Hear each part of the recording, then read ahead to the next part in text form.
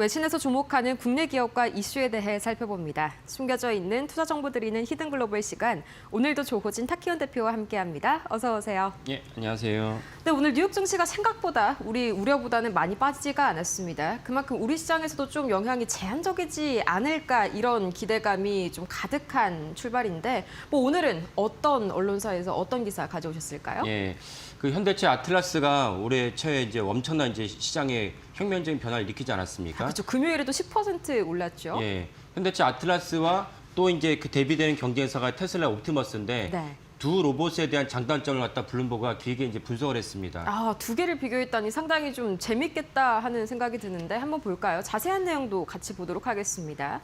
우선은 이 주로 내용을 보자면은 이 현대차의 아틀라스와 테슬라의 옵티머스를 좀 전면적으로 비교를 했다. 여기만 보더라도요, 뭐 아틀라스가 조금 더 우위에 있는 그런 모습이네요. 예, 그렇습니다. 이게 화면에 보신 대로 키가 일단은 현대차의 아틀라스는 1.9m, 2m에 달하는 네. 큰 키입니다. 그러니까 피지컬이 좋네요. 예, 네. 화면을 보시면 이제 아틀라스가 작지 않나라고 인식할 수가 있고 또 우리가 보통 보는 이제 대다수의 휴머노이드 로봇이 작습니다. 뭐 전시회를 가거나 다른 곳에서 봐도 휴머노이드가 작기 때문에 아틀라스도 그 정도 아닐까 싶지만 실제로는 2m 육박하는 거인이죠. 1.9m니까. 근데 반면에 옵티머스는 이제 그보다 작긴 하지만 그래도 꽤 큽니다. 뭐 1.72m니까요. 그래서 그 정도 키가 있고 또 이제 중요한 것 중에 하나가 이제 이 두 로봇이 얼마만큼 큰 무게를 들어 올릴 수 있느냐. 뭐 백덤블링 하고 이런 것도 중요하긴 하지만 그건 되게 이제 현혹하는 되게 환상적이다 이렇게 볼 수가 있지만 이 두 로봇을 갖고 실제로 이제 공장에다 배치한다 그러면 얼마나 큰 무게를 들 수 있느냐가 또 중요하다고 하겠습니다. 네, 그러면 여기에서 이제 두 개의 차이가 확연하게 드러난다고 하는데 우선 아틀라스가 50kg을 들 수 있다고 합니다. 저도 그냥 막 들어 올릴 수 있는 거네요. 예. 그래서 옵티머스는 그 20kg를 들 수가 있는데 그 차이가 좀 전에 말씀드린 대로 이걸 갖다가 예를 들면 현대차 같은 경우는 이제 자동차 생산 라인에 이제 배치를 해야 되는데 20kg를 들 수 있는 로봇과 50kg를 들 수 있는 로봇이라면 당연히 이제 배치해서 시킬 수 있는 역량이 제한적입니다. 20kg 한다면은 저 같은 성인 남자도 20kg를 그래도 어느 정도 번쩍번쩍 들 수가 있습니다. 그쵸? 다만 이것을 갖다가 무한히 반복한다. 하루에 뭐 20번인가 100번 들으려는데 뭐 다르겠지만 어쨌건 20kg 한다면 야 그렇게 로봇치고는 좀 작게 들는 거 아니야 라고 생각할 수 있습니다. 반면에 이제 아틀라스는 50kg를 들 수 있으니까 50kg면 뭐 들기가 쉽지 않죠. 그래서 이런 점에 봤을 때는 블룸버그는 뭐라고 보도했느냐.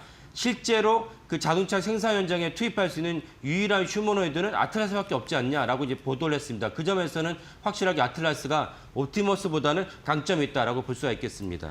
네, 확실히 이 부분이 이 적재량이요. 사람을 대체할 수 있느냐 없느냐 그걸 또 가르는 변수가 될 수도 있을 것 같습니다. 그래서 그러면 이제 아틀라스가 만약에 제조 현장에 좀 배치가 된다면은 이게 뭐 얼마만큼의 단순 계산으로 이익이 될지도 궁금한데요. 예, 그 블룸버그는 이제 현대차 매출에서 전체 인건비가 차지하는 비중이 10%라고 추정을 했습니다. 그러면 10%를 단숨에 다 이제 대체하진 않겠지만 어쨌건 단순한 수식 계산을 본다면 10%에 해당하는 비용을 아틀라스가 대체한다. 그렇다면 물론 아틀라스 공짜는 아니죠. 하지만 우리가 언제나 주목하고 아시다시피 주말에 일을 시킨다든지 밤에 야근을 시킨다든지 현대차 같은 거 3교대 시킨다 그러면은 사실 거기에 대해서 뭐 시비가 나올 수 있는데 로봇은 3교대 시키건 주말에도 일을 시키건 뭐 1월 1일이건 12월 25일이건 상관없이 계속 일을 시킬 수 있으니까 그 점에 있어서는 아틀라스가 가장 큰 최고의 장점이자라고 꼽을 수 있겠습니다.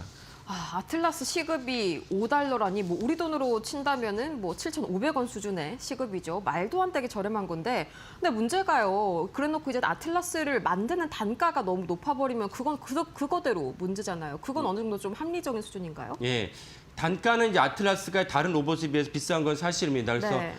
정확하게 현대차가 발표하진 않았지만 CES에서 이제 그때 이제 블룸버그가 취재한 바로는 아틀라스는 그 13만에서 14만 달러 대당. 근데 이 대당 가격을 만약에 10,000대까지 대규모로 생산할 수 있다면 50%까지 낮출 수 있다. 그럼 65,000달러 되죠. 그래도 사실 옵티머스만 비쌉니다. 옵티머스는 생산한 지 오래됐죠. 옵티머스는 2만 3만 달러 정도 대당이고 그다음에 유니트로는 중국의 유니트로는 또 다른 강자이죠. 원래 대당 생산비는 원래 중국이 다 압도적이지 않습니까? 유니트로의 최신 모델이 4,900달러, 5,000달러니까 유니트로는 압도적으로 싸다 이렇게 볼 수가 있습니다. 거기에 또 다른 중요한 운영 비용이 중요해요. 왜냐하면 배치를 했는데 운영 비용이 비싸면 또 이제 무용지물 아닙니까? 아틀라스는 만약에 10만 달러까지 가격이 떨어진다면 시간당 운영 가격은 이제 시간당 운영 가격은 $5. $5라고 한다면 현재 미국의 이제 최저임금이 7.25달러이기 때문에 최저임금보다 낮다. 그러니까 현대차 입장에서는 훨씬 배차면 배차할수록 이득이라는 점을 알 수 있습니다. 여기에다가 그 단순한 어떤 최저임금 말고 현재 시간당 공장 노동자들이 받는 임금이 미국 기준으로 때 시간당 20에서 38달러니까 이걸 비교해도 압도적으로 싸다는 것을 알 수 있습니다. 그래서 이런 것들이 보다 더 체계가 잡히고 진짜 궤도에 오른다면은 현재 2028년 도입 시에 전 세계적으로 약 300만, 400만 명의 근로자가 이제 조립을 하고 있는데 이 근로자 조립하는 것을 갖다가 휴머노이드가 대체할 수 있다. 이 말은 무엇이냐?